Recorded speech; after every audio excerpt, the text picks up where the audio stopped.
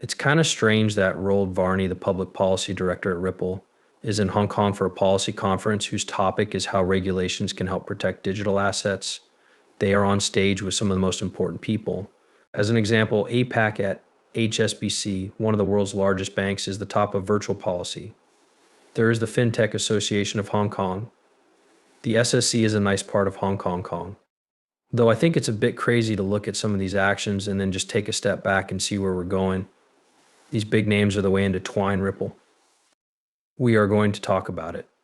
With that out of the way, welcome to the channel, everyone. Nick is my name. Chances are, if you use the end of this movie to become a subscriber, you will become a new subscriber. Let's look at this for a short time. The first one lets you talk about what they said. So they got leaders in media and fintech together to talk about tokenization and the storage of virtual assets. He was also happy to be in charge of a group with Elizabeth Wong from the SFC, Kat K from the FinTech Association of Hong Kong, and a member from HSBC. What I learned is that long-term market growth and business trends are linked. We want to focus on the market and find a mix between perfect regulation and growth in the market. For any crypto hub to work, there must be clear rules. It's important to have high standards, no rules, and a regulatory method that looks at the whole picture. Here are also some of the most important events of the week. They talk about things like tokenization, regulatory building blocks, and trade systems for virtual assets. A lot of those are big moves that were made to take a step forward to get things moving in many of these key areas so that you can start building a hub in Hong Kong, for example. We also have some other important information for you, in the keynote. We have the Hong Kong exchanges and clearing limited release of virtual asset index collection as an example. We also have the Hong Kong Monetary Authority working with the Bank of Thailand and the Central Bank of Brazil on tokenization projects. The HKMA also finished the first part of the use cases for Project Assemble and will share a paper with the results in 2025. They also put out an understanding repository outlining components of digital bond transactions. It was a really great normal meeting, but this takes me to the next post from Subjective Views. That was written on the Singapore FinTech record by someone with an ADA visa, which put Ripple in the category of controlled cryptocurrency service providers. As we see more big regulatory discussions like this one here, shared by Rohal and Vani, we can see the steps that are being taken to reach the end goal, which is to bring about this kind of era around the world. In addition, if we think about this case again, first, let's look at the biggest banks. If we look at these pictures first, we can see Singapore right away, okay? Here, we can also see all the Ripple players and anything that has to do with Ripple. You can do digital banking, use control crypto provider carriers, pay bills across borders, and even open neobanks. Then you might also have to pay something. In 2024, Singapore had 10 of the largest fintech funding deals. You can see them on the next slide. Take a look at some of these big games, like Neon, payments for crosswords, putting in $50 million.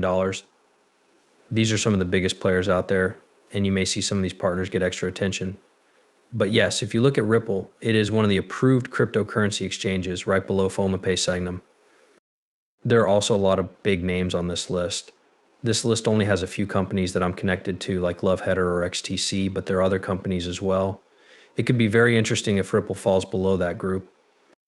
Ripple's job in the business is to help connect standard finance with decentralized finance.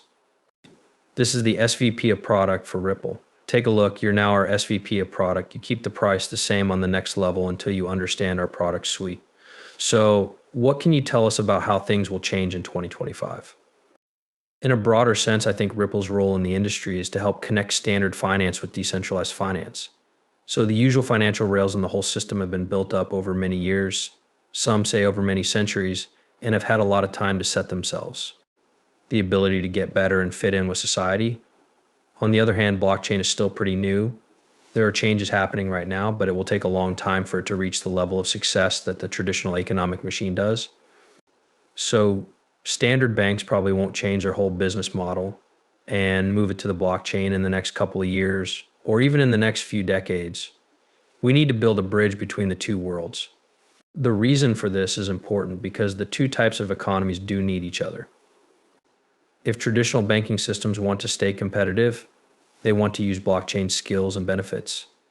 And blockchain groups and crypto companies need traditional banks because that's where most of the assets are. That's where most of the liquidity is in the big size. There are a lot of connections between these businesses, and those connections are very strong. and facilities and direction are also where the vast majority of clients are.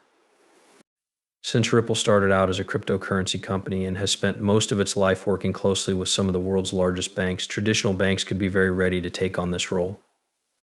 The first payment service that Ripple offered, which is still going strong, is a straight fiat to fiat payment system that doesn't use crypto.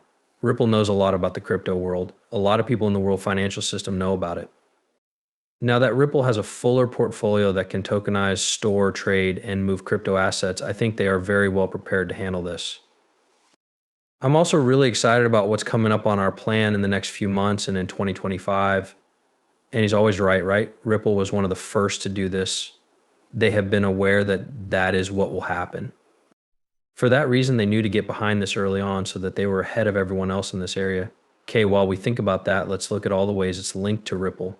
Take a look at all the gamers they've been linked to. Think about that while you know we're going to take a step back and look at how many of those institutions are now here in the open.